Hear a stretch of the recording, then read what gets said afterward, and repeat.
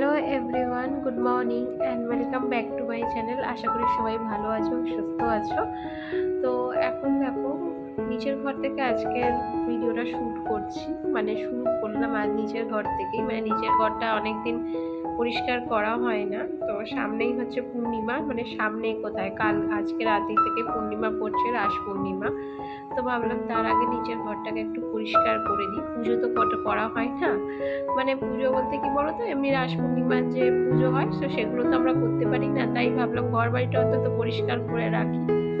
আর এই কদিন আমার অসুবিধার জন্য ঠাকুরকে পুজোও দিতে পারবো না। তো যাই হোক, এটা হচ্ছে আমার নিচের রান্নাঘর। অনেকে দেখেছো, অনেকে দেখোনি। আসলে নিচে তো রেন্ট থাকে, তাই জন্য দেখানো সম্ভব হয় না। কিন্তু এখন যেহেতু রেন্টটা নেই, চলে গেছে, তো এখন তাই জন্য আমাকে নিচের ঘরটা একাই, মানে নিজেকেই পরিষ্কার করতে হচ্ছে। কারণ যখন ভাড়া, মানে রেন্ট থাকে তখন তেনারাই পরিষ্কার করে, কিন্তু যেহেতু এখন নেই তাই জন্য আমি নিজেই পরিষ্কার করছি। তো যাই হোক, এই নিচের ঘরে অনেক কিছু স্মৃতি আমার জড়িয়ে আছে, জানো তো। মানে বিগত তোমার 3-4 বছর আগের কথাই, মানে 2022 থেকে 2020-21 সালের মধ্যে কথা বলছি। তখন না আমি নিচের ঘরেই থাকতাম। তো তখন আমার একটা ইউটিউব চ্যানেল ছিল, প্রিয়া ব্লগ নামে। তো সেখানে আমার, মানে এই নিচের ঘর থেকেই আমি ভিডিও শুরু করেছিলাম। তো সেখানে না, মানে 13,000-এর ওপর সাবস্ক্রাইবার হয়ে গেছিল। তো এই নিচের ঘর থেকেই আমার প্রথম ভিডিও করা শুরু। তো সেই ভিডিও, মানে সেই চ্যানেলটা আমি, মানে আছে, আমি বন্ধ করিনি, কিন্তু কোনো রকম ভিডিও আপলোড করি না। কারণ পারিপার্শ্বিক কিছু মানুষ আছে যাদের, মানে আমাকে না টিকতে দিচ্ছিল না। কারণ কি বলতো, এই ভিডিও দেখে দেখেই মানে অনেক রকম হিংসা, ছলচাতুরি, মানে অনেক ধরনের যে প্রবলেমগুলো ক্রিয়েট হয়, তো সেগুলো শুরু করে দিয়েছিল আমার ওপর টর্চারিং। তো সেই কারণে আমি ওই চ্যানেলটা, মানে আমি মন থেকে আমি ওই চ্যানেলটা থেকে এখন আর, মানে অনেক দূরে আছি, ভিডিও বানাই না। কিন্তু ওই চ্যানেলটা আমি ডিলিটও করিনি। কারণ কি বলতো, আমার ছেলে যে থেকে হয়, মানে ছোট থেকে, তো সেই স্মৃতিগুলো ওই চ্যানেলের ভিডিওর মধ্যে রয়েছে।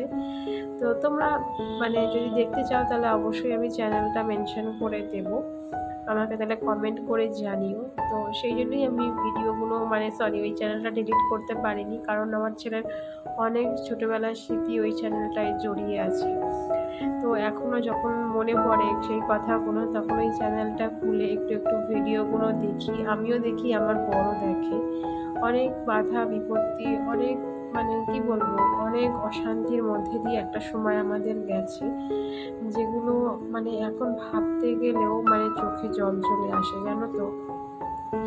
তো কি বলতো, মানে আমরা তো কারোর সঙ্গে সেভাবে কথাবার্তা, মানে মিশি না। ধরো নিজের মতো নিজের ঘরেই থাকি। আর কলকাতা শহরটাই হচ্ছে এইরকম, যে নিজের মতো সবাই নিজের ঘরে থাকে, কেউ কারোর মানে চর্চা করে না। কিন্তু কিন্তু কি, নিজেদের রিলেটিভরাই যখন নিজেদের শত্রু হয়ে যায় না, তখন এর থেকে দুঃখজনক আর কোনো কিছুই হয় না, জানো তো। মানে নিজের আত্মীয় স্বজনটাই নিজের নিজের শত্রু হয়ে দাঁড়িয়েছিল আমার তখন। তো যাই হোক, সমস্ত বাধা বিপত্তি আস্তে আস্তে কাটিয়ে উঠতে আমি পেরেছি। তো তোমাদের আশীর্বাদে, তোমাদের ভালোবাসায়, মানে আমি আবারও একটা নতুন চ্যানেল ওপেন করেছি, যেখানে আমার, মানে দেরি হলেও 1K সাবস্ক্রাইবার কমপ্লিট হয়েছে। জানি না 4,000 ওয়াচ টাইমটা কবে কমপ্লিট হবে, সেই স্বপ্নটা কবে পূরণ হবে। জানি তোমরা অনেক ভালোবাসা দিলে, তো সেটাও একদিন পূরণ হয়ে যাবে। তো যাই হোক, এই ঘরটা সে আমার ঠাকুর ঘর। আর এই ঘরের মধ্যেই না একটা চৌকি ছিল, মানে চৌকি ছিল, যেটা একটু আগে দেখলে পাশের ঘরে রয়েছে। তো অনেকগুলো কথা মানে বলে দিলাম আজকের ভিডিওর মাধ্যমে, যেগুলো আমার বলা উচিত হলো কি হলো না আমি জানি না ঠিক, কিন্তু মন চাইলো তাই বলে দিলাম। তো নিচের ঘরটার পরিষ্কার করে এসে এখন দেখো চলে এসেছি রান্নাঘরে। এই পেঁয়াজকলিগুলো আনা প্রায় 3-4 দিন হলো, কিন্তু আমি করতে পারছিলাম না, কারণ আমার ইচ্ছা ছিল যে পেঁয়াজকলিগুলো আমি ছোট মাছ দিয়েই করব। সেই রবিবার দিন আমার বর যা চুনো মাছ এনেছিল, দেখেছো হয়তো তোমরা ভিডিওর মাধ্যমে। তো সেই আমুদি মাছগুলোকে আমি রেখে দিয়েছিলাম ফ্রিজে, আজকের এই পেঁয়াজকলি দিয়ে রান্না করব। জানো তো, ছোট মাছ না সবজি দিয়ে রান্না করলে বেশ খেতে ভালো লাগে। মানে হ্যাঁ, আমরা তো আলু পেঁয়াজ দিয়ে সবসময় রান্না করেই থাকি মশলা দিয়ে, কিন্তু যদি পেঁয়াজকলি, শিম, বেগুন এগুলো দিয়ে মানে ছোটো মাছ রান্না করা হয়, সত্যি খেতে কিন্তু ভীষণ মানে সুস্বাদু লাগে। আর তার সঙ্গে যদি একটু ওপর থেকে ধনেপাতা ছড়িয়ে দেওয়া যায়। কিন্তু দুঃখের বিষয় কী বলতো, আজকের আমার বাড়িতে একটু ধনেপাতা নেই। আর বাজারে ওকে আনতে বলেছিলাম, সারা বাজারে নাকি ও ধনেপাতা পায়নি, বলছে ধনেপাতার এত ক্রাইসিস বাজারে। তো যাই হোক, না পেলে আর কি করা যাবে। আমি একটুখানি গুঁড়ো মানে ধনে গুঁড়ো না, মানে গোটা ধনেই জিরের সঙ্গে বেটে নিয়েছি, তো সেটা দিয়েই রান্না করে নেব। আর এখানে দেখো মাছগুলোকে মানে ধুয়ে নিয়েছিলাম অনেকক্ষণই, নুন হলুদ মাখিয়ে এখন রেখে দিলাম। মাছগুলোকে এখন তেলের ওপর দিয়ে ভাজবো। আর ছোট মাছ ভাজতে গেলে জানোই অনেক তেল লাগে।